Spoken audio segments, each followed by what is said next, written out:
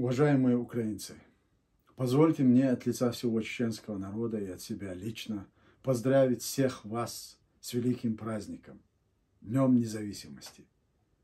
Сегодня мы не только празднуем вашу свободу, но и отдаем дань уважения тем, кто боролся за нее, и тем, кто пожертвовал и продолжает сегодня жертвовать своей жизнью ради свободы в бесчеловечной войне. 24 августа – священный день в истории Украины. Но сегодня, в 2022 году, он празднуется по-особому. Сегодня это день памяти, надежды, решимости, боли, тяжелых потерь и великой славы, которую приносят своему народу вооруженные силы Украины. Хочу сейчас обратиться к украинским военным. Вы посвятили свою жизнь не только защите своей Родины. Вы также сегодня сражаетесь за демократию, за свободу, за справедливость во всем мире.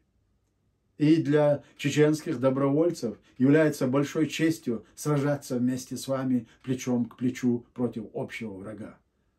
Защита общечеловеческих ценностей – это не только ваша обязанность, это обязанность всех нас, каждого человека, который верит в идеалы справедливости. Сегодня, когда в Украине ежедневно гибнут люди, каждый день нам напоминает, что ничто не гарантировано ни в нашей жизни, ни в отношении нашей свободы. Мы должны бороться за нее, защищать и заслужить ее.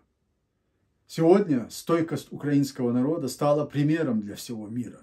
Украина стала чем-то большим, чем просто страна. Вашей Родине предназначена великая миссия освобождения мира от темных сил. И пусть поможет нам Всевышний в этой праведной войне. Я еще раз поздравляю весь украинский народ с праздником и от всего сердца желаю вам всего самого наилучшего.